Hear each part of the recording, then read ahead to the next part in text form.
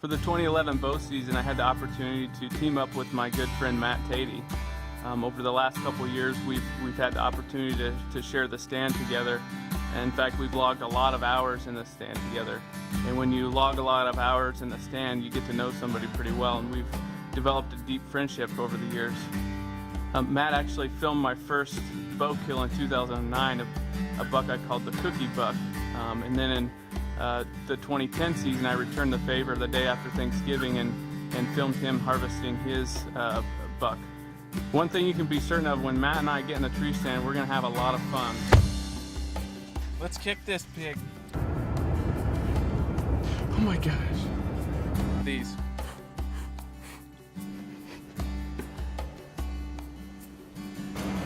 I brought some extra wipes for Matt this evening. Last time we were in the stand, he had a little accident in his pants, so we just want to make sure that we have that covered. There's a squirrel that lives back here. We're gonna have a hot, sweaty adventure here east of where I live. We're gonna... That sounds gross. During October, we didn't get out that much. Typically with that farm down there, we don't see a lot of activity because of the standing corn that's around that provides the habitat and refuge for the deer. We knew that there was 4 or 5 mature deer on the farm that we were after because of the trail camera photos that we've had, both in velvet as well as hardhorn. Matt and I freed up our schedules for early November so that we could hunt a few days, November 5th, 6th, and possibly the 7th. November 5th rolled around, Matt came down, and we opted to hunt in a timber adjacent to an alfalfa field where I saw a big-bodied mature deer come out the night before. Well, today's November 5th, it's prime time here. I did a little scouting last night. This area that we're hunting, I saw a nice, probably 150s 10-point out in the field chasing some doe, so hopefully if we get back in this area, set up, maybe he'll be in that same area checking does and running this area. So we're gonna see what we can do today. We're pretty excited because it is, anything can happen this time of year. Pretty crisp out too, so we're gonna bundle up and pack into the stand and see what we can get done today.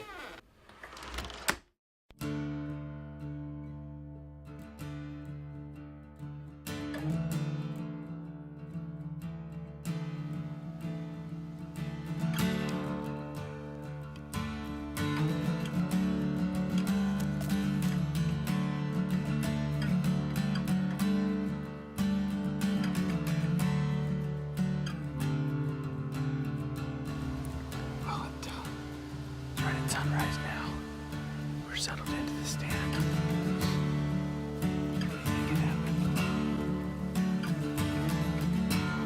Right away at first light, there was a small 1.5-year-old deer that looked like he was after a couple does in the area. They were actually snorting after him, and he was chasing them around a little bit. One tactic that I like to use this time of the year during the kind of pre-rut and the beginning of the rut is to rattle. I usually wait till I don't see any deer in the area, then I'll get them out and hit them pretty hard. Not long after I rattled, we had a 3.5-year-old come up the ridge from behind us.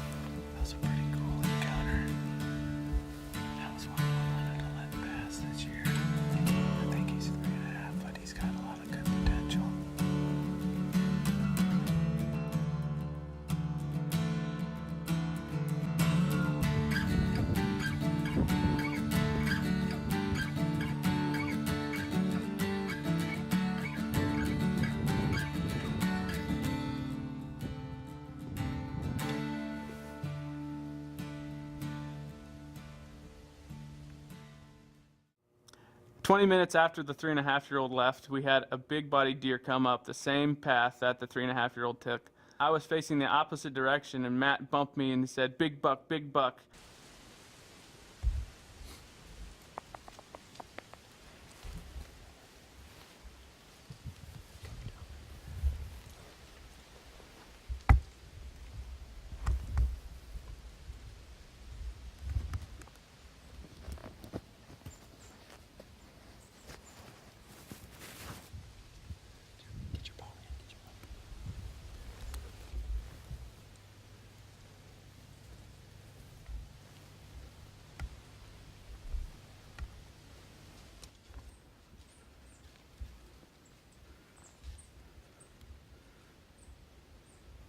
As the deer was coming up the ridge from behind us, we were sitting right close to a trail.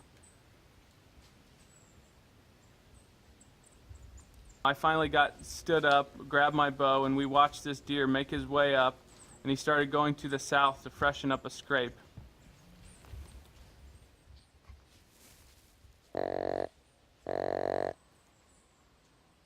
After he freshened up the scrape a little bit, I hit the grunt tube, his head popped up, and we got to see something cool you don't always see in the stand. He snort wheezed at us, and then he started throwing the leaves in the air.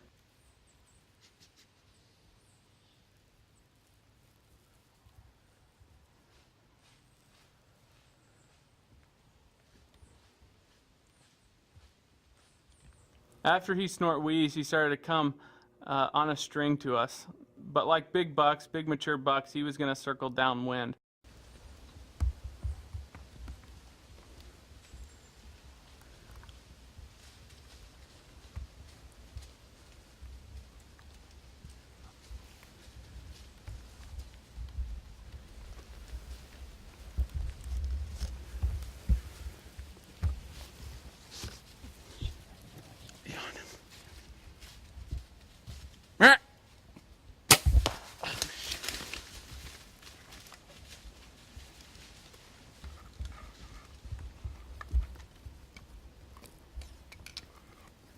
After he was hit, he hit the ground, spun around, and then ran down the trail at 50 yards. And he was standing there.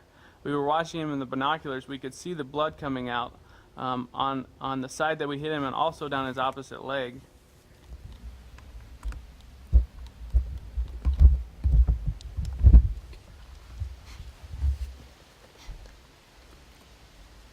That was a terrible shot.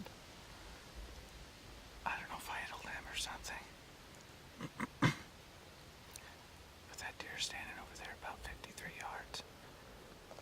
I tried to get another shot, but there's some limbs covering his vitals, so we're just gonna see what he does here. He might just lay down and die.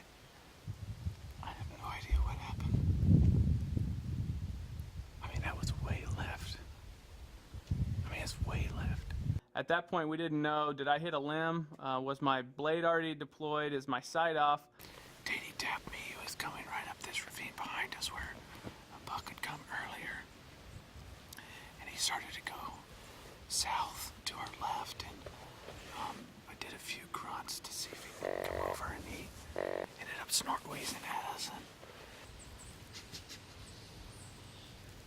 and then coming back around, he was going to circle downwind, and I think I had a clear shot.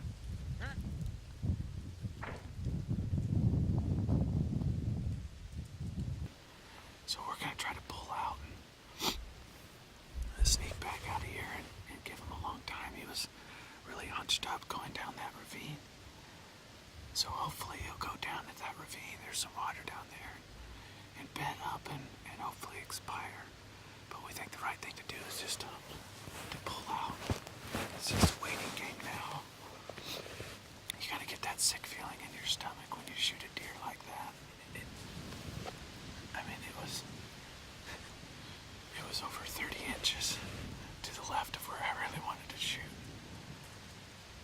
You know, at that point, I didn't think it was a deadly hit. It looked like it was way too far back.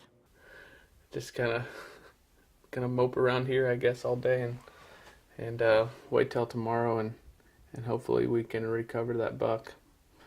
So a little bit disappointed right now. It's really the first time it's ever happened to me, so kind of, I guess, deal with emotions today and pray that we find that buck. Well, we've let that buck set for about 24 hours, over 24 hours now. We've enlisted some expert bloodhound trackers, Alex and Adam. We're just gonna follow them around, and if I need to take a shot, I'm gonna bring my bow. But, you know, we're just gonna let them have at it, sniff out the trail for us.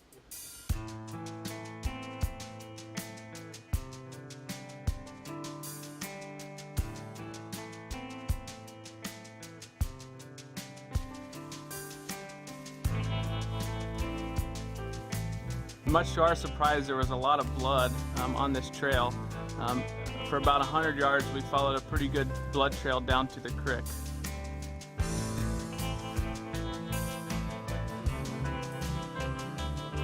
After a long track job down the ravine to the water, Alex Olson actually spotted him on the opposite side of the creek.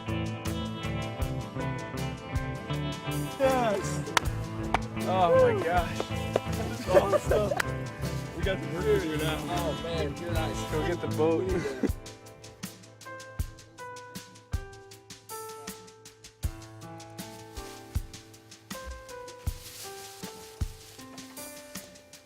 Well, thanks, Lord, for having us find this deer, and I pray that you would use this kill to bring glory to your name.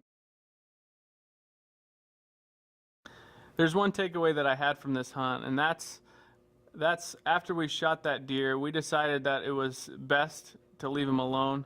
But we came to that conclusion as a result of talking to people that we knew had the information. We were on the phone, Matt was on the phone, called 4 or 5 people, we were texting people, and we needed to get all the information we could to make the best decision. And I think that is one of the things that helped us be successful in this hunt, is we took the advice of other people. I've never been in this situation, so I didn't know exactly what to do. There was a feeling in me of I needed to go after that deer. You know, he was walking away, he was injured. We could have just as easily got down out of that stand, snuck down the very back ridge, down by the creek where he wouldn't have seen us, and tried to take another shot. But, you know, in that situation, we could have pushed that deer further, and we would have maybe never found this deer. So listening to the advice of people with the wisdom in this situation, I think benefited us the most. Certainly in life, that rings true as well. We find ourselves in different situations, and it's important to call upon people that can lead us in the right direction. People that we look up to, pastors, friends, mentors, people that we can draw that good godly leadership from and make the right decision in those circumstances that we're going through.